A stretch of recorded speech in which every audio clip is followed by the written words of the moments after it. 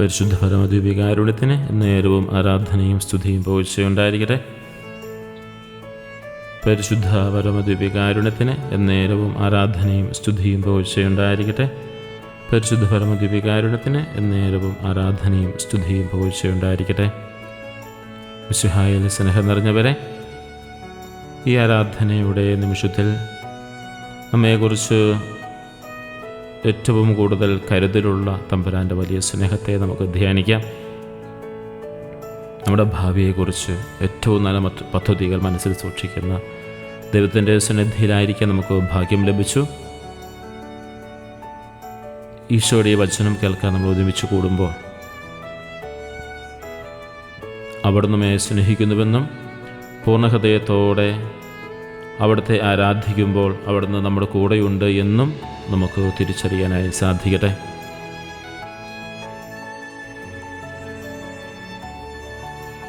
Jeremiah പ്രവാചകന്റെ പുസ്തകം 29-ാം അധ്യായം. ഇസ്രായേൽ ജനത ബാബിലോണിൽ അടിമകളായി കഴിയുമ്പോഴാണ് എഴുതപ്പെട്ടത്. അവർ നിരാശയുടെയും ഭയത്തിൻ്റെയും വലിയ ഇരുട്ടിലായിരുന്നു. എല്ലാം നഷ്ടപ്പെട്ടു എന്നവർ വിചാരിച്ച ആ സമയത്താണ് ദൈവൻ പ്രവാചകൻ വഴി അവർക്ക് ഈ വലിയ വാഗ്ദാനം നൽകുന്നത്. അതിലേറ്റവും പ്രധാനപ്പെട്ട വചനമാണ് 29-ാം അധ്യായം 11-ാം വാക്യം. എന്തെന്നാൽ നിങ്ങൾക്ക് വേണ്ടി എനിക്കുള്ള പദ്ധതികൾ എനിക്കറിയാം. അത് തിന്മയ്ക്കല്ല, നന്മയ്ക്കുള്ള പദ്ധതികളാണ്. അത് നിങ്ങൾക്ക് ഒരു നല്ല ഭാവിയും പ്രത്യാശയും നൽകാനുള്ള പദ്ധതികളാണ്. പ്രിയ സഹോദരങ്ങളെ, ഈ വചനം ഇന്ന് ഈശോ നമ്മോടും പറയുകയാണ്. ഒരുപക്ഷെ നമ്മുടെ ജീവിതത്തിലെ ഇപ്പോഴത്തെ അവസ്ഥയും ഒരുതരം അടിമത്തത്തിലോ പ്രവാസത്തിലോ ആയിരിക്കാം. രോഗത്തിൻ്റെ അടിമത്തം, കടക്കെണിയുടെ ഭാരം, കുടുംബബന്ധങ്ങളിലെ വിള്ളലുകൾ, ഒറ്റപ്പെടലിൻ്റെ വേദന. ഈശോ നമ്മളെ അത്രമാത്രം സ്നേഹിക്കുന്നു. അതുകൊണ്ടാണ് അവിടെ നമ്മെ ഓർമ്മിപ്പിക്കുന്നത്, നിങ്ങളുടെ ജീവിതം വഴിമുട്ടി നിൽക്കുകയാണ്. ഒരുപക്ഷെ ഈ ലോകം നമ്മോട് പറയുന്നുണ്ടാവും, നിങ്ങളുടെ ജീവിതം വഴിമുട്ടി നിൽക്കുകയാണെന്ന് പറഞ്ഞാലും നിങ്ങളുടെ ജീവിതത്തിന് വേണ്ടി എനിക്കൊരു നല്ല പദ്ധതി ഉണ്ടെന്ന് ഈശോ നമ്മോട് പറയുന്നുണ്ട്.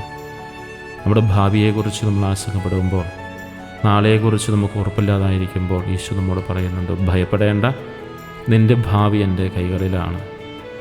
ഞാൻ നിങ്ങളെ നന്മയിലേക്ക് നയിക്കും.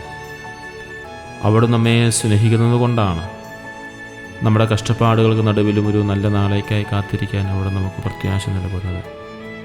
ഈശോ നമ്മളെ ശിക്ഷിക്കാൻ ആഗ്രഹിക്കുന്നില്ല, മറിച്ച് നമ്മുടെ പാപങ്ങളെയും കുറവുകളെയും ക്ഷമിച്ച്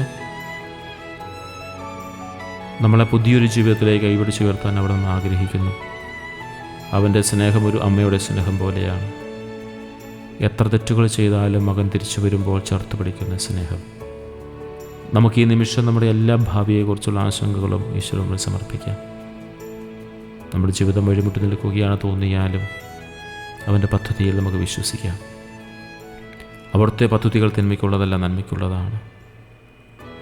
നമ്മുടെ കണ്ണുനീർ അവിടുന്ന് കാണുന്നുണ്ട്, നമ്മുടെ വേദന അവിടുന്ന് അറിയുന്നുണ്ട്. ഈശോയുടെ സ്നേഹം നമ്മെ ഓരോ നിമിഷവും താങ്ങുന്നു.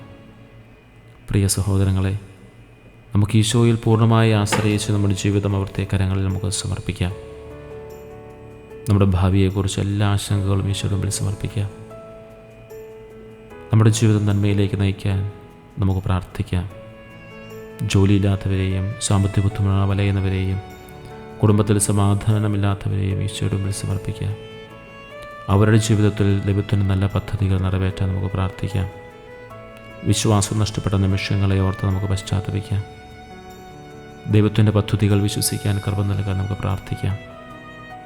നമ്മുടെ കുടുംബങ്ങളെയും സുഹൃത്തുക്കളെയും ഈശോയുടെ ഈ വലിയ വാഗ്ദാനം അനുഭവിച്ചറിയാൻ നമുക്ക് പ്രാർത്ഥിക്കാം. നമ്മുടെ എല്ലാ നിയോഗങ്ങളും തമ്പുരാൻ്റെ മുമ്പിൽ സമർപ്പിച്ചുകൊണ്ട് പരിശുദ്ധ പരമദ്വീപികാരുണ്യത്തിന് എന്നേരവും ആരാധനയും സ്തുതിയും പുകഴ്ചയുണ്ടായിരിക്കട്ടെ. പരിശുദ്ധ പരമദ്വീപികാരുണ്യത്തിന് എന്നേരവും ആരാധനയും സ്തുതിയും പുകഴ്ചയുണ്ടായിരിക്കട്ടെ. പരിശുദ്ധ പരമദ്വീപികാരുണ്യത്തിന് എന്നേരവും ആരാധനയും സ്തുതിയും പുകഴ്ചയുണ്ടായിരിക്കട്ടെ. നമ്മുടെ കർത്താവ് യേശു മിശിഹായുടെ കൃപയും പിതാവായ ദൈവത്തിൻ്റെ സ്നേഹവും പരിശുദ്ധാത്മാവിൻ്റെ സഹവാസവും നമ്മളെല്ലാവരോടും കൂടി ഉണ്ടായിരിക്കട്ടെ, ഇപ്പോഴും എപ്പോഴും എന്നേക്കും. ആമേൻ.